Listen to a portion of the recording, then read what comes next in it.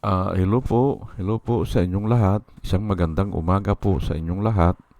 Ngayon po ay 12 ng Abril, 2026 anyo at ang oras po ngayon dito sa Los Angeles, California ay alas 6:50 ng umaga. Alas 6:50 ng umaga at araw po ngayon ng linggo at nais ko po mag-vlog direct dito sa Los Angeles, California. Ang tatalakayin ko ngayon ay itong Korte Suprema. Opo, ang title ko po ngayon ay Mali ang Supreme Court dito. Diyan sa hinihiling nila na magkomento ang ang lower house sa petition ng mga abogado ni Sarah. Mali po yan. At yan ang tatalakayin ko ngayon. Sinabi ko na ito kahapon. Pero ngayon ay bibigyan ko ng diin. Opo, o bibigyan ko ng mga magagandang halimbawa. Galing po sa Biblia. Ulitin ko lang po at gusto ko ay iparinig ito sa marami. Wala po akong nilalakad na politiko dito o mga organisasyon. Wala po. Ang nilalakad ko lang po dito ay Word of God. Pero ang sarili ko ay hindi ko rin nilalakad. Hindi nga ako nagpapakilala eh. Kung gusto ko lang sabihin kung sino ako ay yun lang. Pero hindi ko na binibigyan ng madiin na paliwanag kung sino ako. Ito lang ang gusto kong bibigyan na pansin dyan, Binigyan ng 10 days ang lower house magkomento sa petition ni Sara Duterte. Mali po yan at yan ang ipapaliwanag ko. Kaya nga ang title ko, Mali ang Supreme Court dito. At palagay ko, pag natapos akong magpaliwanag, ay malalaman nyo bakit mali. Opo. At ginamit ko po ang Biblia. At ang Biblia po, hindi po nagbabago ito, hindi. Pero ang opinion ng tao ay nagbabago yan, hindi ba? Pabago-bago, lalo na ang Supreme Court, hindi ba? Pabago-bago. Una ay ang Kongreso po ang may sole authority sa impeachment. Lahat ng usapin ng impeachment ay trabaho po yan ng legislative. Hindi po trabaho yan ng Supreme Court o ng judiciary. Hindi trabaho yan. Wala ngang kulong dyan eh. Pangalawa, ang impeachment ay hindi isang legal battle. Ito ay political at legal battle. Combine po yan. Pero ay marami ang nagsasabi, maaring 50-50 yan, legal at saka political. Pero marami din ang nagsasabi, more on political. Bakit papasok dyan ang judiciary? Hindi ba? Political issue yan eh. Wala yan sa alituntunin nyo. Wala. Wala yan. Kaya nga mali eh. Pangatlo, at ito ang mahalaga, ang impeachment ay walang criminal penalty o criminal liability. Hindi mabibilanggo yan eh. Tanggal lang sa posisyon at perpetual disqualification. Walang kulong. Wala po. Ni magbayad ng damage, wala eh. Tanggal lang sa posisyon. At yung posisyon niya po, pribilehyo lang niya yan. May limit yan. 6 years lang ang Vice President. At ang alam ko pa, kung tama yung pagka-recall ko, nung nag-aral ako ng konstitusyon, dyan sa Piatti, kinuha ko ang konstitusyon ko, 1970, ata 1977. Ay ang nagturo sa amin ay attorney. Yung attorney ng Pihati, si Attorney Binyas, ay kung 6 months na lang ang natitira, ay hindi mo na pwedeng i-impeach yan. Sayang lang ang oras dyan o sayang lang ang pera. Aywan ko ngayon kung tinaasan nila, kung 1 year na lang ang natitira, hindi mo na pwedeng i-impeach. Yun ang pagkaalam ko ngayon. Pero hindi ako sigurado. Ay oo nga naman, ay bakit mo i-impeach yan kung 6 months na lang siya? Hindi ba? Ay baka ang gawin ko, kung ako lang po kung ako ang i-impeach, halimbawa lang ang gagawin ko, ganun kay Merceditas Gutierrez, nag-resign na lang ako. Ay anong pakialam ko dyan? Ayaw nyo sa akin, ay sige. Mabubuhay naman ako eh. Kahit na balik ako sa magtanim ng palay o kamuti o mag-araro ng bukid. Peace of mind pa, hindi ba? At lalo na kung ganyan, kung nagkakaedad na, ay wala na mga ambisyon yan eh. Hindi ba? Kung nagkakaedad na, yan po nakasulat sa Biblia. Wala na mga ambisyon. Ayan, walang kulong dyan sa impeachment. Bakit pakialaman yan ng judiciary? Ang trabaho po ng Supreme Court ay, bata pa ako, alam ko na, ano ba kung trabaho ng Supreme Court? Tatay, sabi ko, kasi yung tatay ko ay graduate po ng abogasya. Ang trabaho niyan kanya, nire-review yung death penalty, yung decision, o yung life imprisonment, nire-review yan. Kahit walang magpetisyon, kanya, walang nagpipetisyon, nire-review nila, baka may mali. Anong karapatan nila? Wala namang kulong dyan, hindi ba? Tanggalin lang si Sara. At saka pribilehiyo lang yan. At yung ang sinabi ko, pag umabot na ng 6 months na lang yan, malamang hindi na pwedeng i-impeach eh. Malamang kung tama yung pagka-recall ko. Kaya nga ay wala yan. Hindi ba? Wala yung mga desisyon ng Supreme Court na yan. Napapahiya nga sila ngayon eh. Malaking kahihiyan ang nangyayari ngayon sa Supreme Court. Kasi ang sabi nila, doon sa pin decision nila, at ang sumulat ay si Marivic Leonin, sinulat niya na dapat daw ang procedure dyan sa lower house, bigyan daw pagkakataon si Sara na marinig ang akusasyon. Ay personal siguro yan. At makapagsalita siya, i-depensa niya ang sarili niya. Ay ayaw namang humarap. Sige nga, tatanungin ko kayo, mga Supreme Court kayo, mga hinayupak kayo, ayaw ngayong humarap. Ano ang gagawin nyo? Wala eh. Hindi ba? Kaya mali ang desisyon nyo. Mali yan. At hindi uobra. Kasi nga, ngayon lang nangyari yan. Ngayon lang nyo lang sinulat yan. Hindi ba? Ay ayawan ko lang kung nabayaran kayo o may sobre, hindi ba? May sobre kayo siguro na natanggap dyan. Kaya ganun ang desisyon nyo. Pero napapahiya kayo ngayon. Kasi nga, yung pin decision nyo, hindi rin sinusunod ni Sara eh. At nagpetition pa na i-TRO. Ay kung pinalusot nyo yung TRO na yan, baka magkagulo na ang tao, hindi ba? Ay talagang tahasan ng pagwawalang hiya yan. Nag-aaral din po ang mga tao. May mga din yan. May mga pinag-aralan ang mga tao. Kaya hindi nyo maluluko. Yan po masasabi ko sa inyo. Bakit papasok ang Supreme Court diyan? Para maging tagapamagitan. Ayan po eh.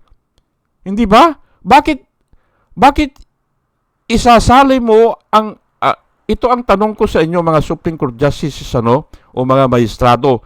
bakit isasama nyo ang sarili nyo dyan na wala kayong karapatan dyan? At lalo na maging judge, mali po hindi ba? O, bakit tatayo kayo na tagapabagitan between lower house and Sara Duterte? Mali po yan. Ay, ang linaw na po ng konstitusyon Nagbabasa ba kayo ng konstitusyon? O naintindihan nyo ba? O, in times of impeachment, ang legislative has the sole authority to try and decide. Wala po kayo dyan. O nagtatanga-tangahan lang kayo. Hindi ba? O nagluluko-lukuhan lang kayo. Kunyari, hindi nyo alam yan. Hindi ba? O, para kayo si Chis Escudero na nagtatanga-tangahan. Kunyari, hindi alam ang portrait. Anong nangyari sa kanya? Hindi ba? Iyan po ang sinasabi ko sa inyo. Ang Diyos po ay katotohanan. At kung ikaw ay humaharang sa katotohanan, kawawa ka. Dahil nilalabanan mo ang Diyos at hindi ka mananalo. Opo, hindi kayo mananalo kung ang katotohanan ay nilalabanan nyo. Yan po ang napag-alaman ko sa Biblia. Hindi ka mananalo. God is truth God is truth. I am the way, the truth, and the life. Yan po ang sinabi ni Jesus Christ. I am the way, the truth. Hindi ba? O, saan ang truth? Ay, na kay Kristo nga O siya ang truth Hindi ba? And the life. Siya ang daan, siya ang katotohanan, at siya ang buhay. Lalabanan nyo po ang katotohanan? Ay, tignan nyo po ang nangyari kay Chis Escudero ngayon. Hindi ba? O, nilabanan niya ang katotohanan, hindi ba? Nilabanan nila Ay ngayon, ay sila ngayon ang isasalang ngayon. Ay baka yan ay kamay ng Diyos na yan. Hindi ba? O, samantala, ang nakasaad sa Constitution, in time of impeachment, the Senate will transform itself to a quasi-judicial body and act as the judge. Ayan po, temporarily po yan na magta-transform ang Senate as judge. Pero temporary lang. Pag natapos na, after 3 or 4 months, natapos na, balik sila. Ay sa ngayon ang trabaho ng Supreme Court dyan, wala nga Kasi nga, wala namang ikukulong dyan. Hindi ba? Hindi ka babayan ng damage yan Walang damage. O, paano mo ipapasok ang desisyon ng Supreme Court dyan? Hindi ba? Ngayon, the Senate, the Senate will transform itself in a quasi-judicial body and act as the judge, and the lower house will act temporarily po as the prosecutor. Hindi ba? O, sige. At pupunta na tayo dito na talagang mali ang ginagawa nyo. Ito po At hindi nyo po pwedeng labanan ito kasi nakasulat po ito Maaring hindi nyo nabasa, pero babasahin ko para sa inyo. O kaya tandaan nyo yung mga verses para i-research nyo. Kunin nyo lahat ang translation, pati Tagalog translation para maintindihan nyo. Ito po itataas ko lang po Ayan. Hebrew 6:13. Ito po nakasulat for God, for when God, kabisado ko po ito, kaya kumisan inuunahan ko na, For when God made a promise to Abraham, and because he could swear by no one greater. Nung nakipag-covenant ang Diyos kay Abraham, o nung nakipag-covenant si Abraham sa Diyos, at dahil diyan kanya na wala namang ibang mataas sa Diyos, yan po ang sinasabi niya and because he could swear by no one greater, he swore by himself, nanumpa siya sa kanyang sarili. Ang Diyos po, dahil wala nang mas mataas sa kanya, nanumpa sa kanyang sarili. Ano po ang sinabi niya? saying, surely, blessing, I will bless you, and in multiplying, I will multiply you. Yun po ang sinabi niya kay Abraham. Sumumpa siya sa kanyang sarili. Bakit? Ay wala nang pinakamataas eh. Hindi ba? Wala na eh. Saan sa susumpa? Ay nangako lang siya sa kanyang sarili. At ay inuro naman siguro ni Abraham yan, hindi ba? Inunor po yan. Nangyayari po yan eh. Sa dalawang tao, yung example ko sa inyo, sa magkasintahan, ay walang pari, walang baryo captain. Dalawa lang sila. O, nangako sila sa isa't isa. Honor po yan ng Panginoon. Honor po yan. Hindi pwedeng papasok yan ng iba. Ay kasi nga wala silang kasama eh. Dadalawa lang sila eh. Maaring nasa bundok sila o nasa malayong lugar o nagtatago sila o hindi natin alam. Hindi ba? Pero ang sinasabi ko dito ay iyon nga, nanumpa ang Panginoon. Okay? Para maintindihan nyo. Okay, Hebrews 6:16. People swear by someone greater than themselves. Totoo ba yan o hindi? Totoo po yan. Ikaw ay sumusumpa sa isang taong mas mataas sa iyo o iginagalang mo o kilala mo. Hindi ba? O, people swear by someone greater than themselves and the oath confirms what is said and put an end to all argument o dispute. Bakit nanunumpa po ang tao? Kasi nga may dispute. Bakit kailangan ng tao ang manumpa? To end all dispute. Papangatawanan mo na yan. Hindi ba? Ay kasi nga ay sumumpa ka na eh. Hindi ba? O, papaniwalaan na yan nung kausap mo. Kasi nga, sa sumpa po kasi, may third party eh, yung Diyos. Nakikita po ng Diyos yan o naririnig ng Diyos. Kaya nga, ay kung hindi ka tumalima sa sumpa mo, parurusahan ka ng Diyos. Yun po ang ibig sabihin yan. An oath is administered. O, ay sige na, ay basta ay dadalawa lang kayo eh. Hindi ba? People, basta ang kinuha ko dito, people swear by someone greater than them. Ayan po. Ngayon, ibalik po natin dito sa impeachment. Ang nag-uusap dito ay ang lower house at ang si Sara Duterte. Hindi ba? Dalawa sila. Bakit pumasok ang Supreme Court dito? Ay ang linaw, in times of impeachment, is ang lower house has the sole authority. Ayan po eh. Niloloko lang nilang batas eh. Hindi pwedeng papasok ang Supreme Court dyan. Kasi nga, the one greater. Ay sino ba ang pinaka-greater dyan sa impeachment? Adi yung sole authority ng lower house at saka ng Senado. Hindi ba? Kaya nga, ang sabi ko sa inyo, ipapaliwanag ko ng maliwanag. Hebrew 4:3. Ito po ang nakasulat sa Hebrew 4:3. Basahin nyo po at basahin nyo lahat ng translation para maintindihan nyo. Pati Tagalog. Kung Ilocano kayo, pwede. Para mas maganda. Bisaya, sige. Kung naiintindihan nyo ang Espanyol, sige. O, Latin, sige. Hindi ba? Basahin nyo. Ito po ang nakasulat now we who have believed enter the rest. Just as God has said, so I declare an oath in my anger. Dahil sa wrath ng Panginoon o yung anger ng Panginoon, dahil sa ay masama ang loob po yan eh, hindi ba? Yang anger eh. O, galit ng Panginoon. Dahil sa galit ng Panginoon, I declare ang oath. Nanumpa din eh ang Panginoon eh, hindi ba? O, ay sinabi po yan sa Biblia. Noon pa yan eh. Sinabi na.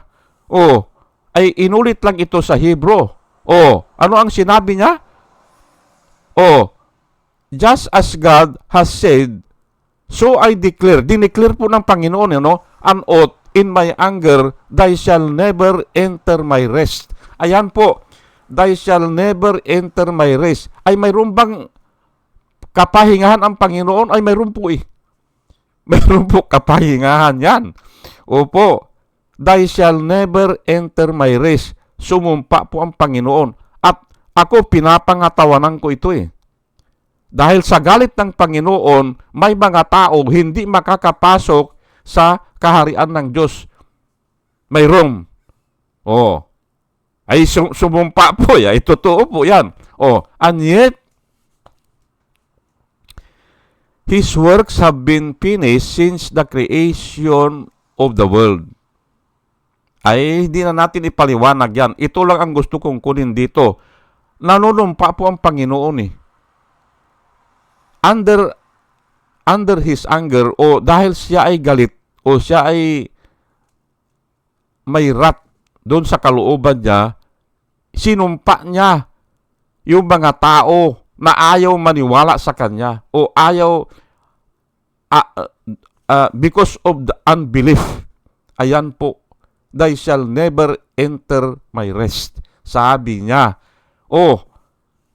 Bakit ko kinuha ito? Ay para patunayan sa inyo na yung siya ang pinakamataas eh. Hindi na kailangan ng isang entity na siya ang tatayo na tagapabangitan.